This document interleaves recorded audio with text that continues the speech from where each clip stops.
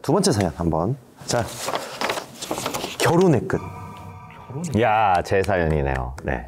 잠깐만요. 결혼의 끝은 뭐죠? 결혼의 끝. 그래요. 오래오래 행복하게 살았습니다 아닐까요? 그거는 이제 동화에서 나오는 얘기지만 사실 오래오래 행복할 수는 없죠. 우리 무스 씨 행복은 뭐라고 생각하세요? 저의 행복은 지금입니다. 지금. 지금 네. 지금 행복하세요? 네. 그 자신만의 행복의 가치가 다르잖아요. 근데 저는 지금 혹시 행복은 뭐라고 생각하세요? 행복은 펜터마치다.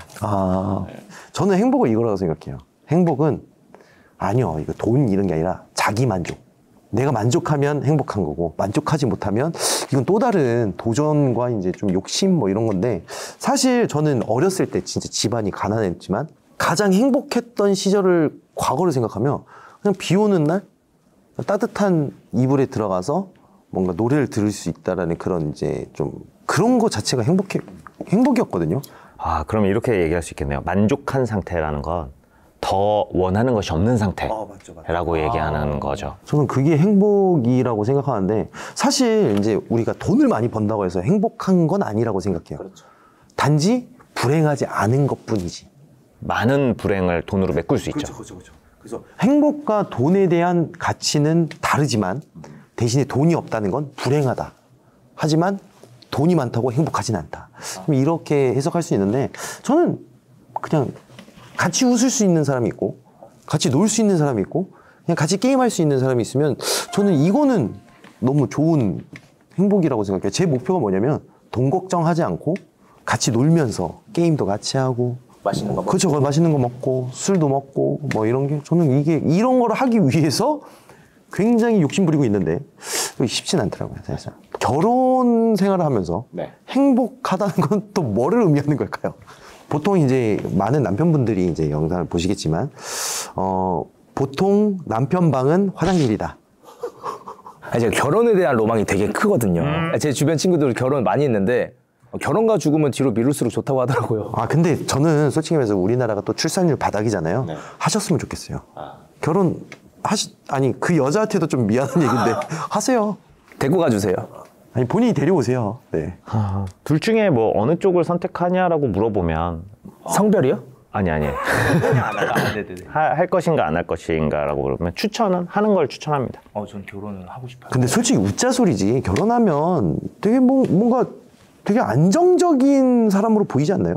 그러니까 나이가 한 40을 먹었는데 50을 먹었는데 혹시 기혼이세요 미혼이세요 했을 때 저는 미혼입니다 하면은 뭐가 어떤 게 문제가 있나 뭐 이렇게 생각할 수도 있어. 그런 선입견이 있을 수 있지만 물론 당연히 그런 건 아니겠지만 보여주는 시야에서는 저 사람은 그냥 혼자 지내는 걸 원하는 사람인가 보구나.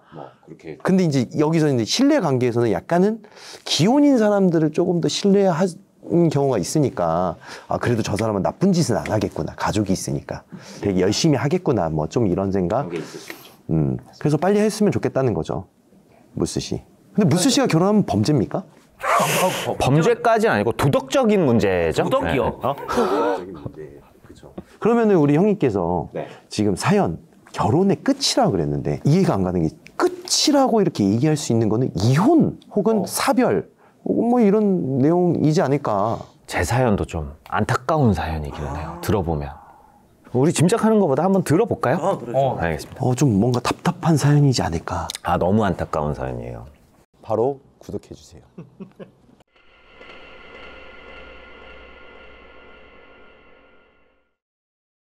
이번에 제가 소개해드릴 사연은 결혼의 끝입니다. 제가 어릴 때 살던 마을에서 있었던 일이에요. 인근에 큰 공장과 땅을 가진 부잣집이 저희 집 근처에 있었어요. 사업이 더 커지자 회장님 부부와 장남은 서울로 이사를 가고 그 큰 저택에 둘째 아들, 셋째 아들, 그리고 막내딸이 살게 됐죠. 그러던 어느 날 그 집 둘째 아들이 장가 간다는 이야기가 들려왔어요. 저런 부잣집에 시집 오는 아가씨는 참 좋겠다 하면서 엄마와 도란도란 이야기를 하던 기억이 나요. 그리고 나서 인테리어 공사를 하는지 며칠간 소란스럽더니 이삿짐이 들어가더라고요. 당시 둘째 아들이 저희 지역에서 사업을 크게 하고 있었던 중이라 그냥 그 집에서 신혼을 지내기로 한 것 같아요. 알고 보니까 신부는 이웃 동네에 살던 아가씨인데 훌륭한 미모와 성격으로 이웃 어르신들이 모두 며느리감으로 탐냈었다고 해요. 양가 부모님들도 예전부터 잘 알던 사이라 어찌 보면 자연스럽게 이어진 만남이었죠. 이 부부는 곧 동네에서 금슬좋기로 유명해졌어요. 선남선녀가 어디를 가도 손을 꼭 붙잡고 함께하던 모습은 어린 제 눈에도 참 예뻐 보였던 기억이 납니다. 그렇게 한 6개월쯤 지났을까, 어느 날 저희 마을 뒷산에 구급차와 경찰차 여러 대가 들어서고 사이렌을 단 차들도 여러 대가 오가더라고요. 저희 집에서 가까워서 엄마와 자주 오르던 뒷산이기에 한참 동안 그 소란스러운 광경을 목격했어요. 무슨 일인지 알아봐야겠다며 집을 나서는 엄마를 전 쫄래쫄래 따라 나섰습니다. 그리고 동네 사람들이 모여 수군거리를 이야기를 듣게 된 엄마와 저는 깜짝 놀라고 말았어요. 뒷산에서 그 금슬 좋던 부부가 함께 자살 시도를 했다는 거예요. 안타깝게도 신부는 사망한 채로 발견되었고 남편은 아직 살아있어서 병원으로 옮겨졌다더라고요. 엄마와 저뿐만 아니라 동네 사람들 모두 도무지 이해할 수 없다는 반응이었어요. 경제적으로도 풍족했고 마을 사람들과도 잘 어울렸고 두 사람 사이도 좋아 보였으니까 아무리 봐도 죽음을 택할 이유를 찾을 수가 없었거든요.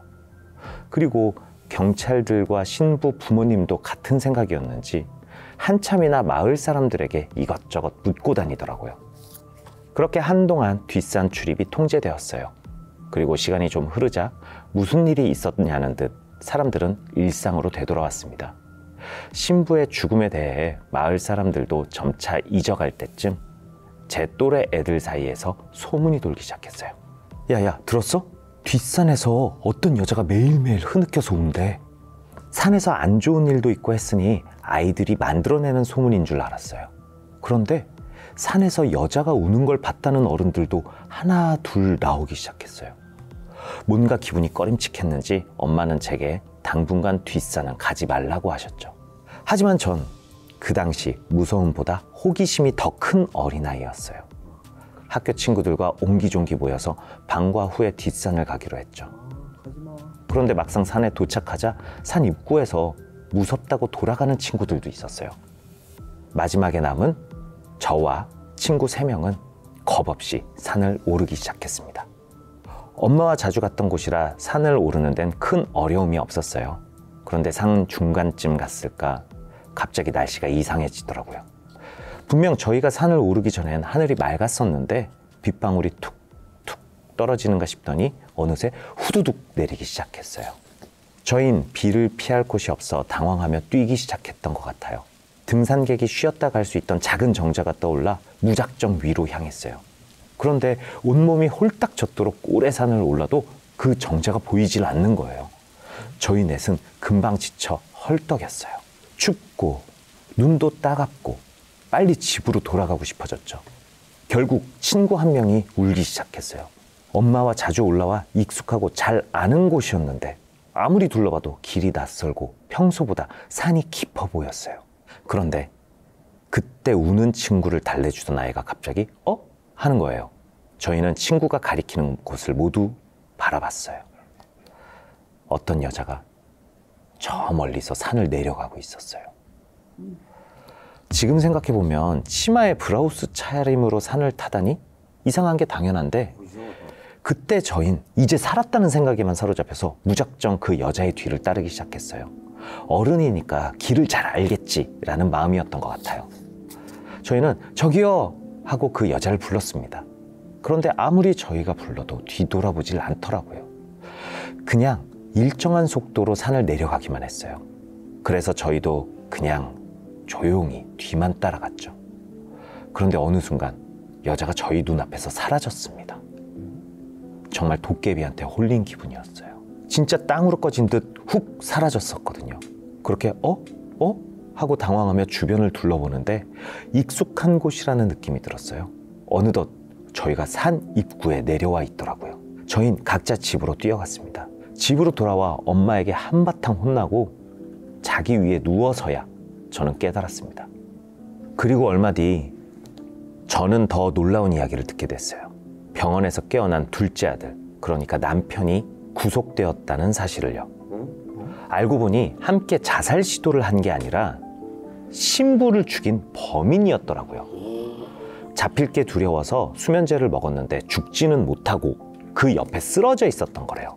기가 찼는지 엄마가 한참 동안 아빠에게 흥분에 찬 목소리로 들은 이야기를 전하던 것이 생각나요.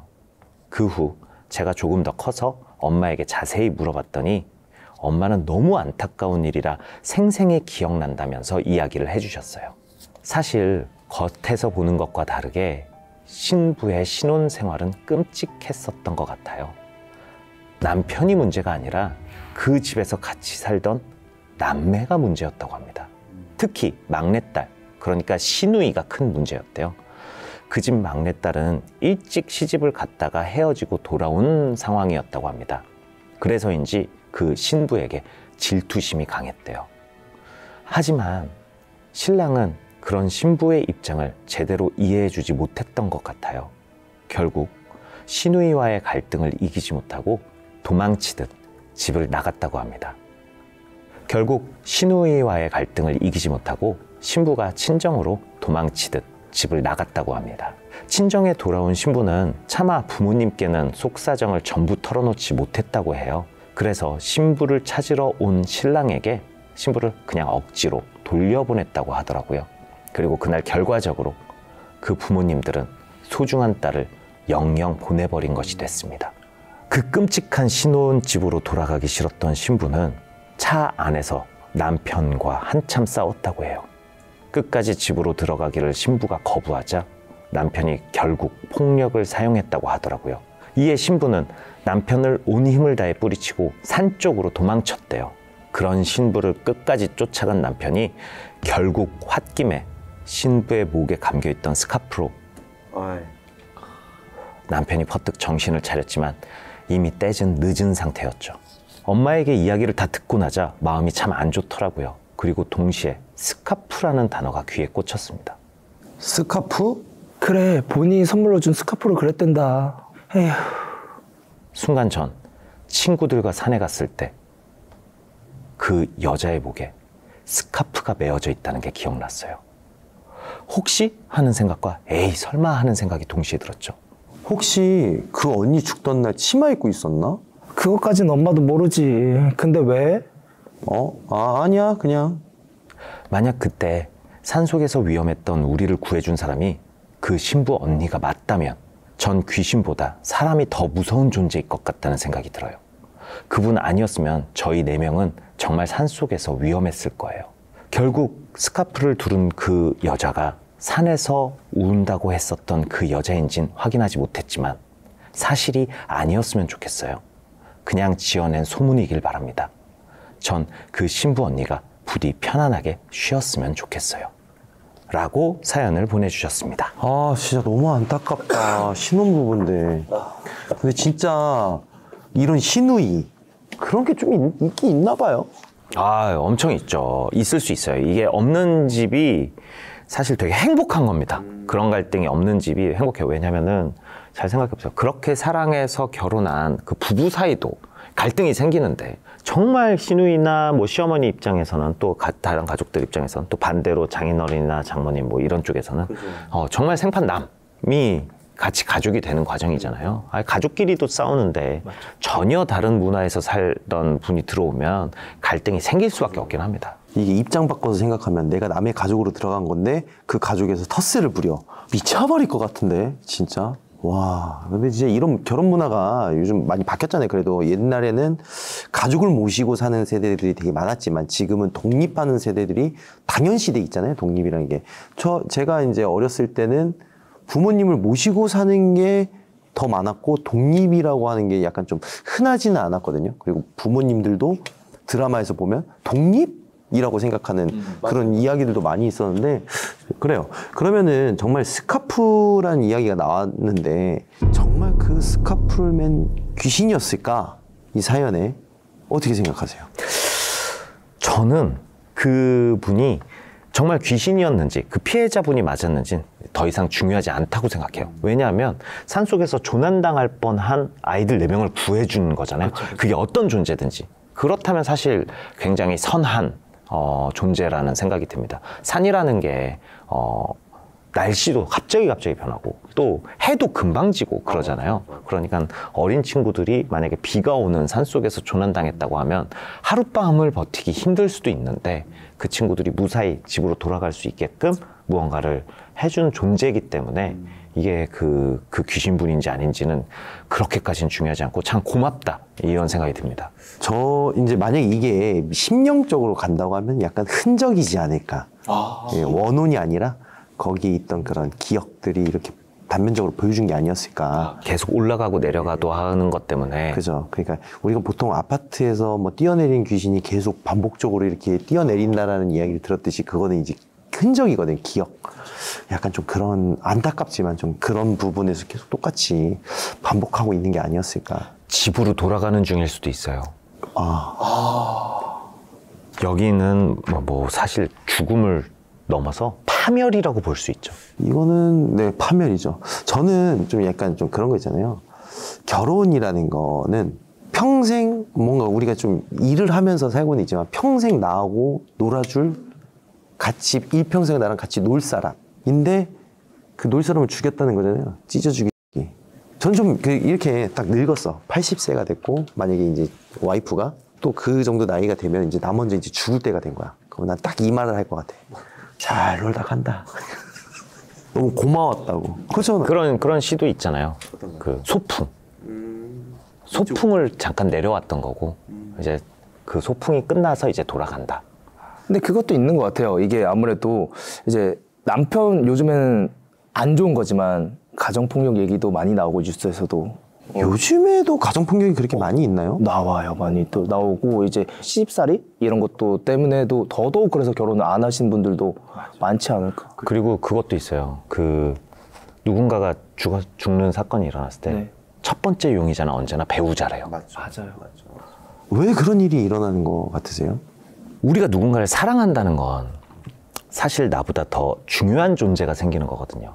나보다 더 중요한 존재를 생길 때 우리가 그걸 사랑이라고 얘기를 하는데 그 나보다 더 중요한 존재이기 때문에 우리는 그 대상을 증오할 수 있는 너무나 많은 여지를 갖게 돼요.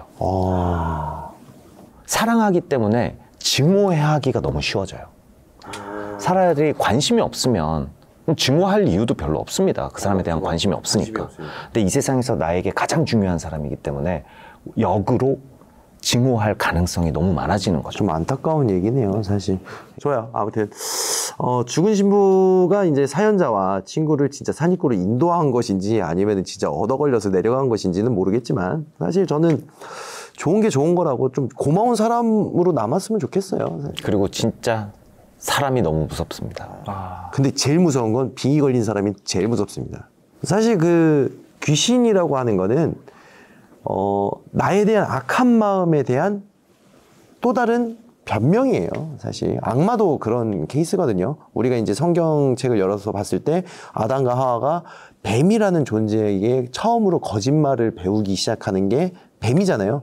사실 거짓말이라는 건 뱀이 시켜서 한 게 아니라 인간의 본성이었다고 저는 생각을 하거든요. 그거에 대한 악마, 대체제, 변명거리를 두는 거지.